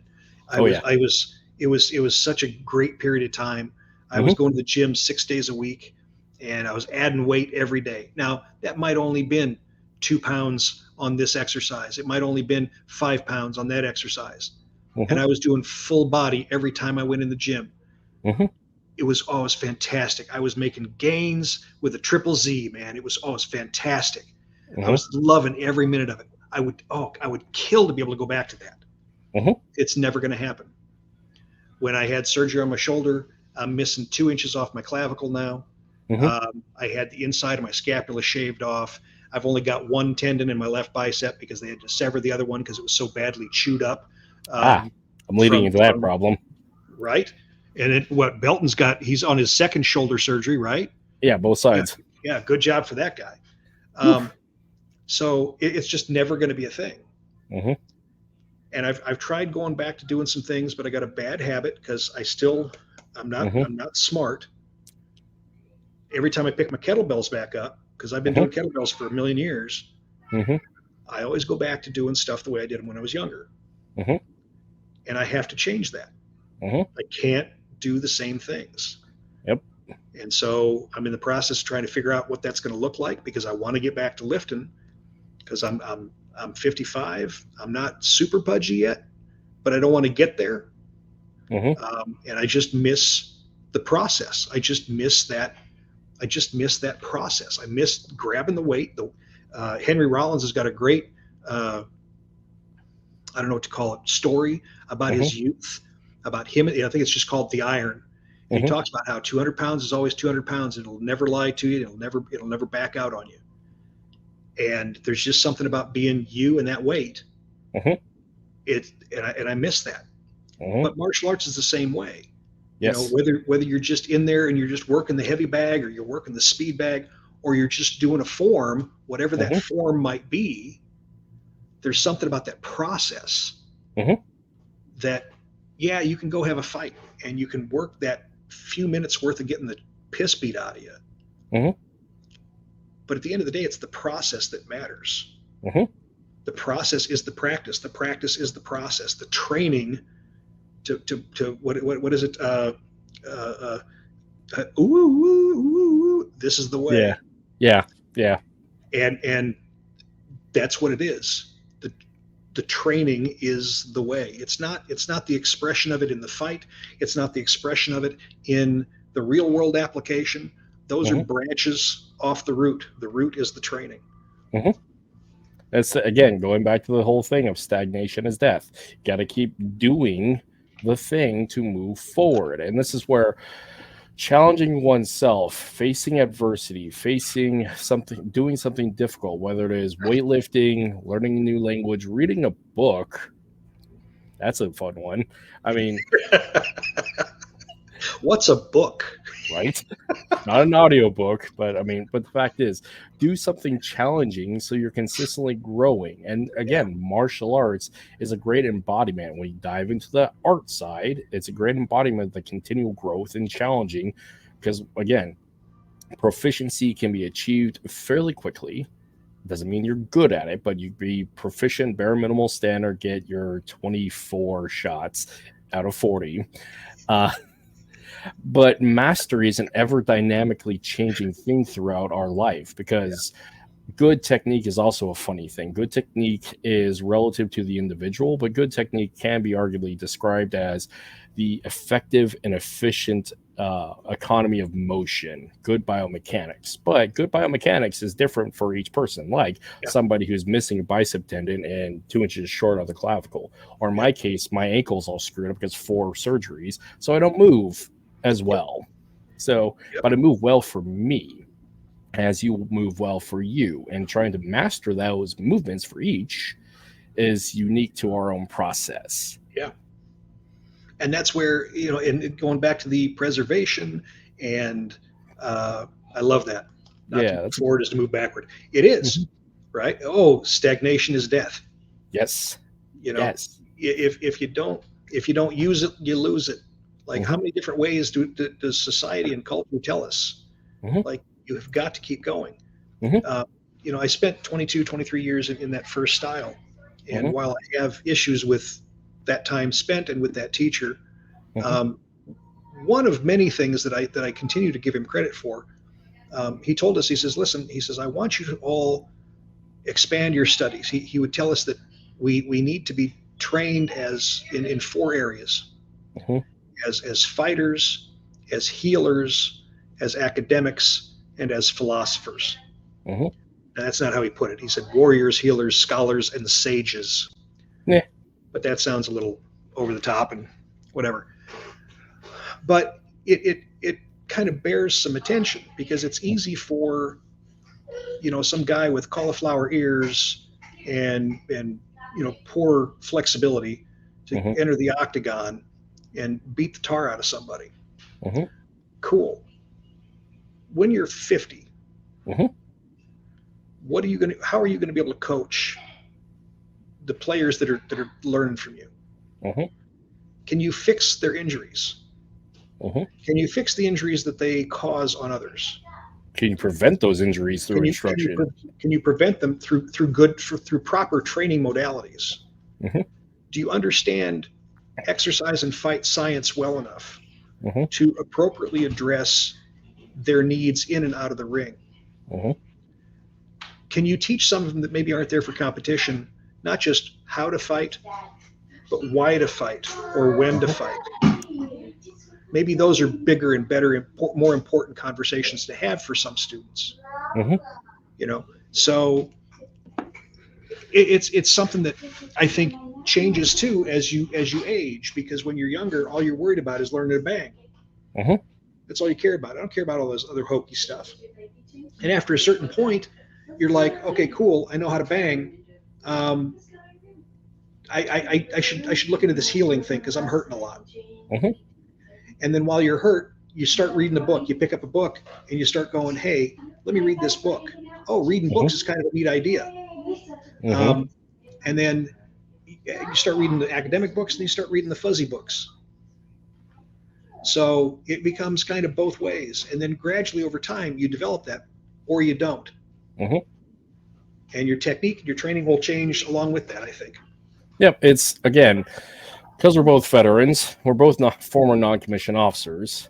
There's this thing about tribal learning and the aspect of teaching the young Joe, the white belt, the young men of the tribe, comes from the behest and the knowledge and the experiences of the seniors of said tribe, the gym, and the command structure. But that is requisite for those seniors to have gone and done the things, learned the things, and being able to competently teach those things. That's an awesome background. I love having extra guests, but yeah, that's my grandson. Sorry. No, that's great.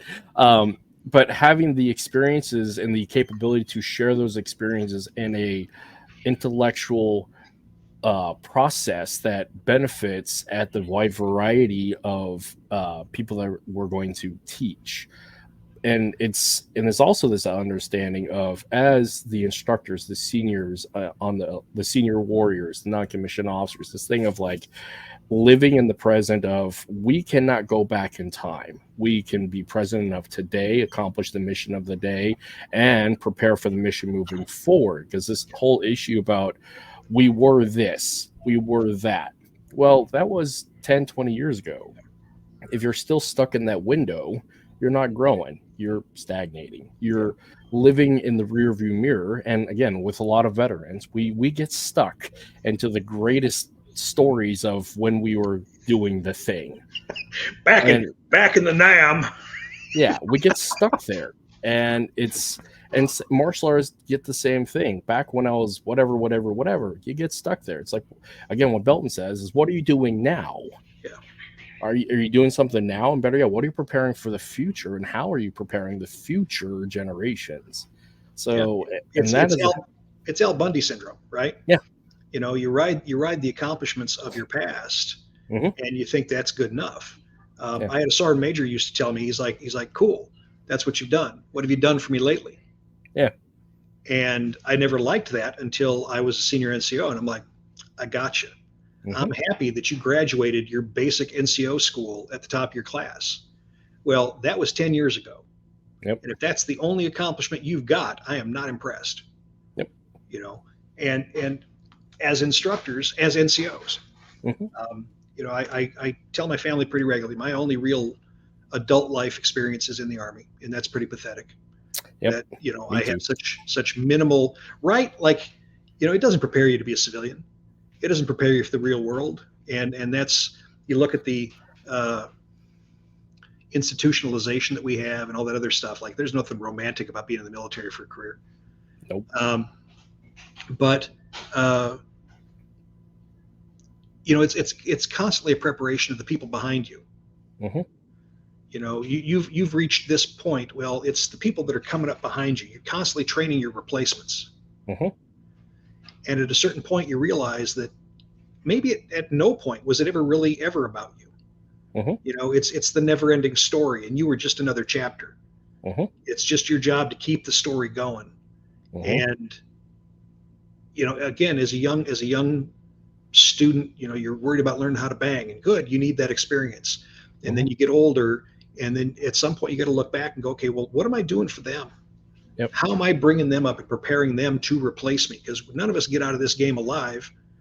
They haven't managed to figure out immortality yet. I'm still Upload to an AI. Right? I'm hoping, fingers crossed, like I'll sign up for that stuff. But at the same time, what are we doing to get them to not make the same mistakes we made? What are we doing to help them learn and be better than us? Or are we deliberately keeping them down so that they continue to make the same mistakes and nobody gets better than us? Like my job, again, I hate to keep making bad Bruce Lee references, but my students hear them all the time. So if they have to suffer, so does everyone else. It's like a finger pointing the moon. My job isn't, I don't teach, the material teaches. All I do is point, and I say, go that way. They either do what they're told or they don't. It's not about me. Just do the process. As a instructor, whether it's a non-commissioned officer, a martial arts instructor, or an academic, you are a custodian of knowledge. You present and convey information. It is up to the student, the junior enlisted, whomever you're instructing, to actually take that and do something with it. They have to put in the work. Like, it is this issue about consistently arguing on the internet about the instructor should be doing this, but like the snapshot video is like you're seeing something that happened at that point in the past, and the instructor is presenting information, could be clearing up stuff, but the fact is, for that student at that present moment, they probably had done their work at that point. They need to take the time on their own to do the boring stuff, to develop their biomechanical efficiency, their skills and mastery, and then meet up in training with their instructor and their peers to adopt and adapt those things to make it work. But when you see the snapshot of that little video, both look bad. It's like, well, let's look at this. Let's have the critical eye and saying, hey, at what point are these two people operating from? And let's suppose that they're in development at each side, because nobody is truly a master of everything at any point. No. We have yet to invent that, if we ever will. And we put so many burdens on the instructor. Like the instructor can just, I wish, like in the Matrix, I could just jack in and then I know it. That'd be fantastic. And that's not how it goes. No.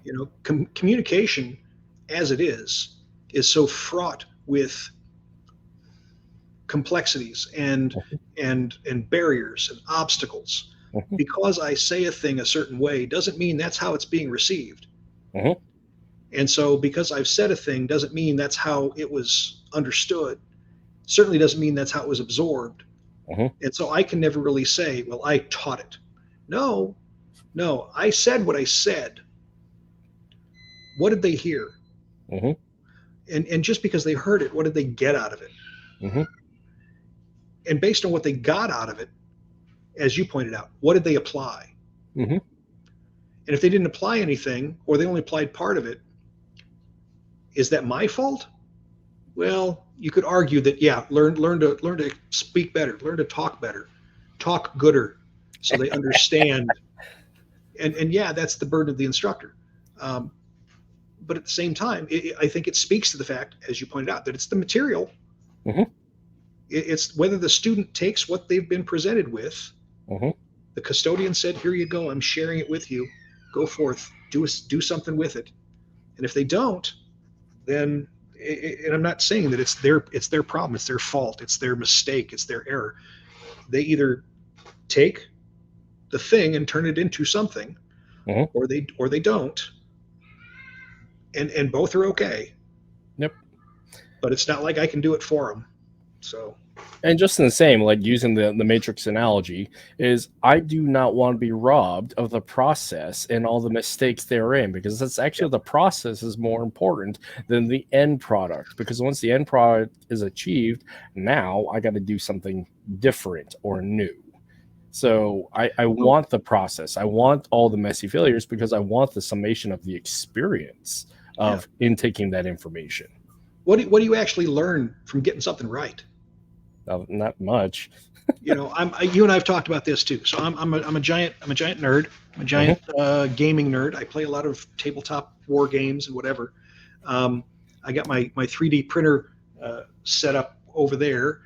See, there you go. Look at that. I have an 8-foot hobby table to my left right here. Yeah. That is covered. I'm not going to show it because it's a giant mess. But I for grins. Yay. This is the nerd side of the FMA talk. Yeah, there you go. These are some completed ones that are still. I have to spray them down with some matte sealant, right? Okay, great. Whatever. So those are all 3D printed, right? That's not counting the easily 200 or more that I have across this table somewhere. Getting into that hobby, the hobby of 3D printing. I got a buddy named Dallas who kind of got me into it. And between he and I, we have a saying that all XP is good XP. Because 3D printing is you're going to have a lot of problems. You're just going to run into things and you're going to make mistakes and it's just going to be a hot mess. When it goes right, you don't learn anything. You did the thing, you pushed a button and it spit out a new toy. But you don't learn anything about the process. You haven't gained any experience. You have developed no mastery of what you're doing. Martial arts, if I execute a perfect punch the first time, what have I learned about punching? If I've never hit something wrong and jacked up my knuckles or hyperextended my wrist or thrown a punch in the air and then and hyperextended my elbow because I put too much oomph behind it. If I've never done any of these things, when it comes time to teach somebody and they make that mistake, what value am I? I've made no mistakes. So, yeah, I'd like to be able to just plug it in and go, I know Kung Fu. Yeah. That'd be great. But Kung Fu means skill over time. So why would I want to do that? Yeah. Why I want that XP. I want that hard-earned experience because it's expertise is built off of little mistakes. It's not built off of successes. Yep. And again, as instructors, the professional integrity, because if we're doing this for money and we're doing this, I hate to say doing for money, but for instructors, professional integrity is requisite for the job because we're teaching this for somebody who's going to use this for competition and then you give them bad training modalities and they lose. Well, it's kind of on you for giving them bad training modalities. If you're doing this for profession as for badge and oath for law enforcement, well, your lack of integrity could lead to a death. Same with military. It just, the cost is so high when you're teaching this knowledge. It's different as like I'm teaching somebody how to paint and draw or how to color a mini. The risk therein is so different, and in order to it's a magnitude of order different in the consequence. So as an instructor, we have to have gone through a lot of those failures to figure them out so we can pass it on to the next generation so they can get better. Forward progress is the end all goal. But we have to have the integrity to say, hey, I messed up. I learned this, and I am okay to divulge that information, to present that information, to saying, I am not a Superman, because we don't want a cult of personality, because that leads to some very interesting things. So it's one of the reasons why, I've had a lot of students come and go. That's two of my oldest students, not old. See, we don't have old people in my classes. We have more experienced students and less experienced students.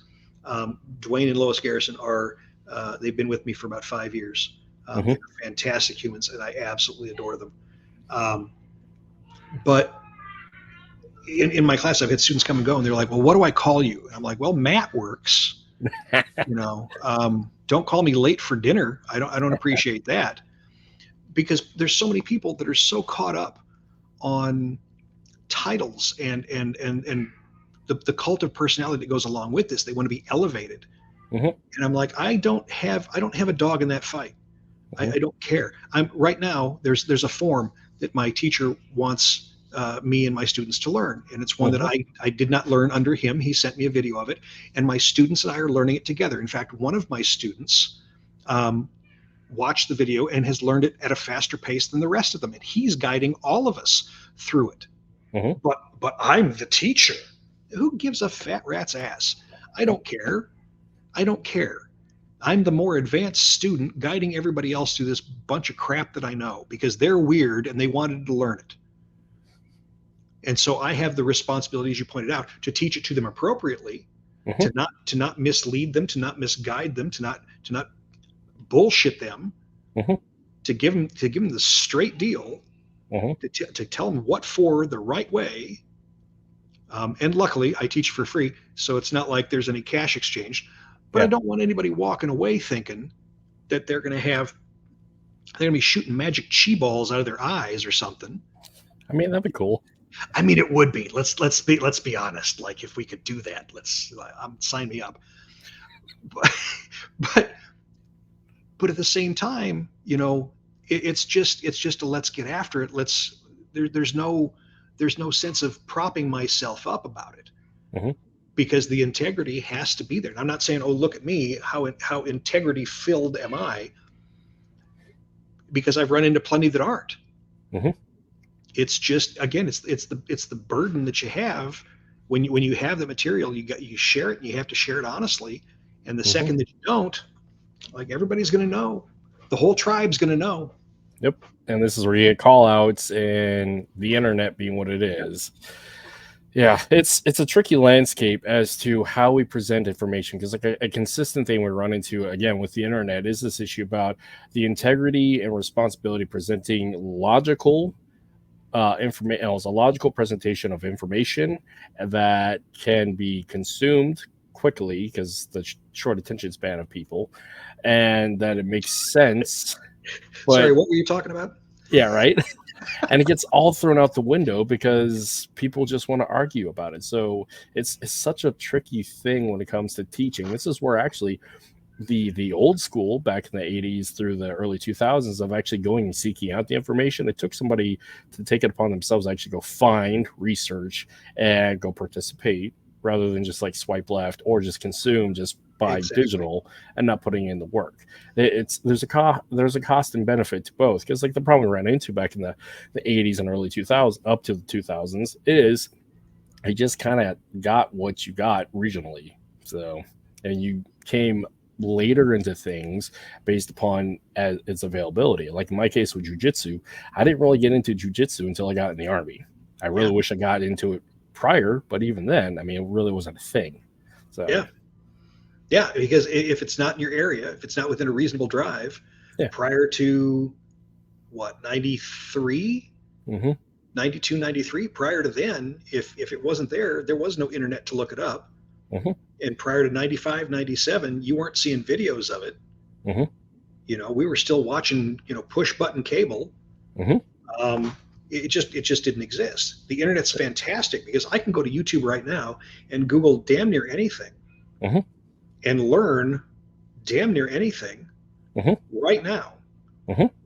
And back when I first started doing this, that was not an option. You had whatever you had in your city. And even Lincoln was too far away. I knew about schools in Lincoln because they came to Omaha for tournaments. But the idea of traveling that far was just too big of a concept. It wasn't until, when I met my final teacher, that later on I was like, oh yeah, I'll drive an hour and a half to go train. When I was younger, that was just completely out of the question. Speaking of which, this is for everybody seeing out there, this is your Facebook page for school and training, because again, the benefit of this, we can actually share out as to what's there. So here we are. That's my fairly simple page. I don't put a ton on there. I don't have any videos or anything on there. Not because I'm scared, mostly because there are a lot of people that put things out and mislead people. Yes. And I like telling people, like, listen, come to my class. I'll share anything you want. You're welcome to ask any questions you want. And if what you see isn't something you like, tell me what you're looking for, and I'll help you find it. Because videos are oftentimes taken out of context. And I don't want my page devolving into fights and arguments. Yeah. It's just not what it's for. And there's way too many of those. They want that, they can go elsewhere. Yeah, and this is again the requirement of an instructor to have the integrity of staying within their lane. Like in my case, I don't put up firearm stuff because it's not my lane. Yeah, I'm an RSO, done some training with the military, but the fact is that is not my area of expertise. So I'm not going to put out firearms training. Yeah. Period. Just like jujitsu. I like rolling. I have quite a bit of jujitsu, but I'm not a black belt in jujitsu. Yeah.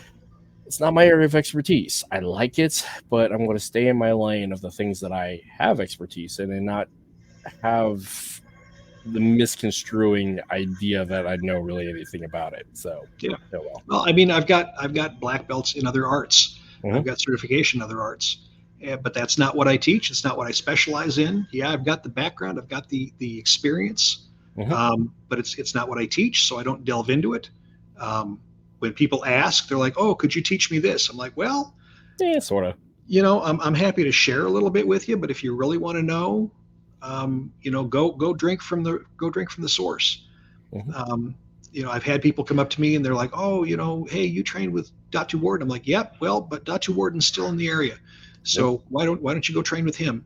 Or I've sent people Belton's way. I've sent people to other people in the area who are under Kelly.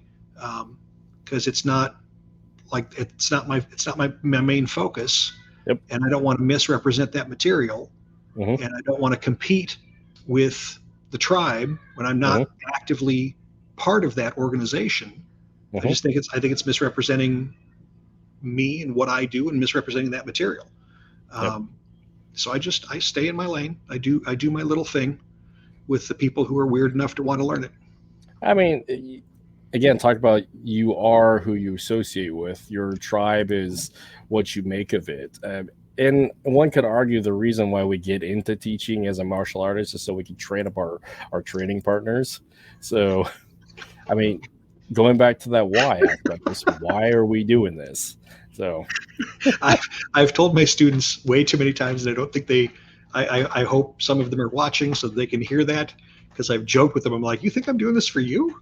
Yeah. I'm not doing this for you. I'm doing this for me." And then they laugh and they're like, "Oh yeah, you're just being what I'm like." Yeah, okay, yeah, I'm being a little bit of a smartass. Not really. I mean, yes, I teach to share it with other people who want to learn it. At the same time, training by yourself is boring and lonely. Yeah. And so, yeah, go ahead. No, I'm agreeing with you. Oh, yeah, it's boring. It's lonely. It's no fun. It's just more fun having people around. And it's hard for me to learn more if I'm not busy trying to tell somebody what I thought I knew. And when I'm forced to try and explain something that was bouncing around up here, sometimes I realize, oh, I guess I didn't know that as well as I thought I did. Yeah. Or maybe it wasn't as polished as I thought it was, and it needed a little bit more work. And so, yeah, I teach because I want to share it, because I have a passion for it, sure. And I love the people that I get to train with. Some of the best times of my week are the times I spend with the people that want to train with me. At the same time, hate it for them, but they're an outgrowth of my training. It is what it is. And that's how you keep things moving forward. I mean, I like calling it bonding through violence. So it's far more fun. I mean, adult nerd life is the best life because we have access to swords and we can afford them. So, I mean, let's face it, a real reason why people get into martial arts and stay is because there's swords and we get to hit each other with them. Right? It's an excuse. So many cool toys. Yeah, it's an excuse to be a nerd, a dangerous nerd, but a nerd nonetheless. So, you know it. Yeah. Oh, Matthew, we've been at this for a couple of hours. I don't want to take up too much of your time. Do you have anything that you want to close with? Just that, overall, I started martial arts thinking that there could be only one, that there was only one real style. And 40 some odd years later, I guess, it's 2024, started in 85, so coming up on like 40 some odd years. I don't math, head injuries, we've covered that. Um, all is one. Mm-hmm. Bruce said, 2 legs, 2 arms. What are you doing new? There's Mm-hmm. nothing new under the sun. It's just different perspectives on it. I think the more dialogue, the more conversations. We talked about a lot of top level stuff, not much about technique. Technique's But boring. that's what's cool about it, is that we're all talking about the same stuff. And Mm-hmm. when we start talking about technique, none of that matters, because the technique is just an outgrowth of the idea, and the Mm-hmm. ideas are all the same. And what's great about the martial arts community is it really is a community. When we start Mm-hmm. talking to each other, we start realizing how not just similar, but how identical we all are. And then it turns into what I like to think we should all have. You get sports fans and they have tailgaters, and they got all these kind of, get sports bars. I'd love to have a martial arts bar. That'd be fantastic. Just go there and watch martial arts with other martial artists, and be able to walk through town and see people that are in martial arts and recognize them and go, those are my people. Mm-hmm. Right? Because you can see people wearing jerseys and shit everywhere you go, Mm-hmm. and whose allegiance falls to what. You don't see that in the martial arts. The more conversations we have like this that open it up, and we share, and we realize we're all on the same page, the bigger Mm-hmm. the community becomes, and the more friendlier everything becomes. Yep. And I'm just kind of sad that it took me 40 years to figure that out. I mean, that's the part of learning. It takes us a while. They had injuries. Yeah, same. Oh, well. Well, that's great. And I appreciate the gift of your time and the wealth of your knowledge and experience and willingness to share it with me and everybody else. So, yeah. It's fantastic talking with you, man. I'm It looking is. forward to, if you're down, because you said you're coming down for Water and Steel. I may Yep. have to find a way to swing by. I'm not going to be able to make Water and Steel this year, but I might have to find a way to steal some of your time, if that's possible. We'll sort it out.